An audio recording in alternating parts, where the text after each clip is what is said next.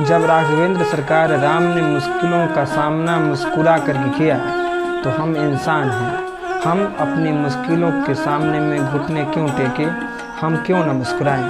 राघवेंद्र सरकार राम को जब 14 वर्ष का वनवास प्राप्त हुआ तो वनवास जाने से पूर्व राघवेंद्र सरकार जाते हैं अपनी जन्मदायिनी माँ के पास और माँ कौशल्या से कहते हैं कि माँ बताइए कि जंगल बड़ा है या फिर अयोध्या बड़ा है।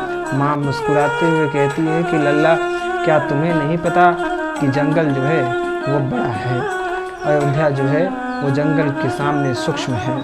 तो माँ को समझाते हुए राघवेंद्र सरकार मुस्कुराते हुए कहते हैं कि माँ, आपके बेटे को जंगल का राजा बनाया गया है, मेरे पिता ने जंगल का राज्य मुझे दे दिया है। पिता दीन मोहि कानन राजू, जहाँ सब भांति मोर बर काजू। माँ, पिता ने मुझे जंगल का राज्य दिया है 14 वर्ष के लिए, और जहाँ सब भांति मोर बर काजू, और जहाँ अनेक प्रकार के कार्य जो है वो मेरी प्रतीक्षा में है जिसे मुझे संपन्न करना है। देखिए 14 वर्ष वनवास की अवधि में कितने पाँव में कांटे छुए होंगे हमारे राघवेंद्र सरकार को। जो राघवेंद्र सरकार के पाँव इतने कोमल राजघराने में पले बढ़े, और उस राघवेंद्र सरकार को जंगलों में जाकर के कितनी कठिनाइयों का सामना करना पड़ा होगा, यह हम और आप जान सकते हैं।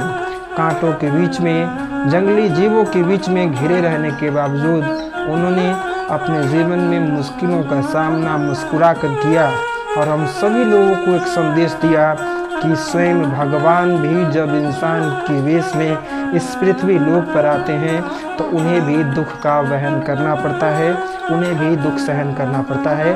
तो हम एक आम इंसान हैं, तो स्वाभाविक है कि हमारे जीवन में भी दुख का आगमन होगा और दुख का गमन भी होगा।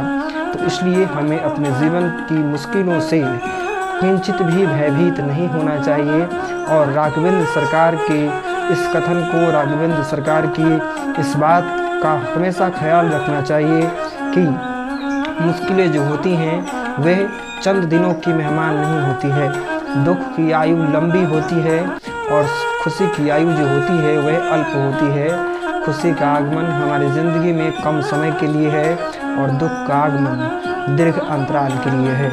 इसलिए तमाम मुश्किलों को दरकिनार करते हुए, संघर्ष का सामना मुस्कुरा करके करते हुए हमें अपनी ज़िंदगी का सामना करना चाहिए, और जब तक जिंदा हैं तब तक कर्म ईमानदारी पूर्वक करना चाहिए। और एक एग्जाम्पल, एक उदाहरण जो है वो समाज में स्थापित करना चाहिए, ताकि मर करके भी हम सबके दिल में धड़कते रहें।